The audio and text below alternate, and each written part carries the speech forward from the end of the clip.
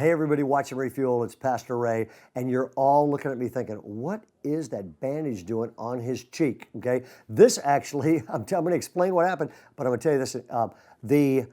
I grew up in Southern California, blonde-haired, blue-eyed, when I had hair, kid, in the 1950s and 60s, with a swimming pool in the backyard before a thing called sunscreen had ever been invented. And when they finally came out, it was like sunscreen SPF 1, that sort of thing, which means I grew up getting fried at the beach every day, all day long in the summer, which means I'm a prime candidate as an adult to get all kinds of skin things that are like skin cancer, pre-cancer, all this kind of stuff. So I don't really want that taking me out of the game. So I go to a dermatologist every 6 months, and they look at everything, and they cut stuff off, or freeze stuff off, or biopsy stuff, or whatever. Okay. And the last time this happened, I get this call, and he's like, "Yeah, you got a thing here, and it's like kind of a pre-cancer thing, and it needs to be cut out."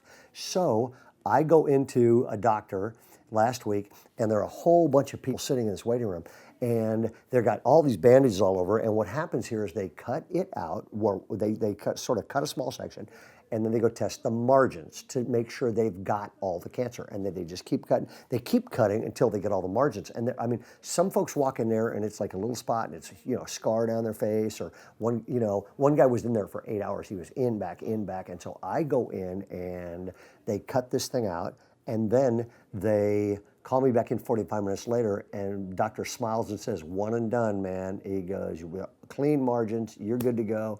He goes, "I got to put you back together." He goes, "So, first I got to cauterize this." So he has this little thing out, and he's like, he goes, "You're going to smell burning flesh, and it's yours."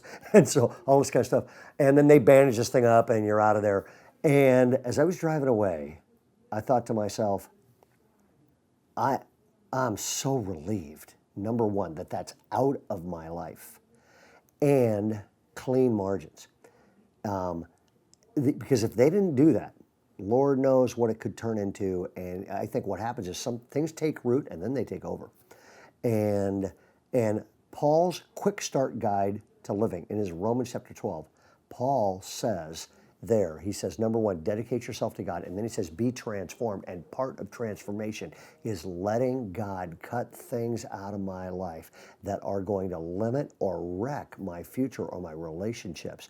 And I just want to say to you today, is there anything that you're going, God needs to cut this out of my life? It could be attitudes, it could be bitterness or resentment or discouragement or doubt. Is there anything that needs to get cut out of your lives? Some of you, it may be you've been dating the wrong person. They're tearing you down instead of building you up. That needs to get cut out of your lives. I just want to say this, your future matters too much to let anything stay in your life. We've said it before, sin fascinates, then assassinates, and you matter too much. What does God want for you? A great future. How do you get there? Be transformed, and part of that is get stuff out of your life that doesn't belong. God bless you. Have a great day.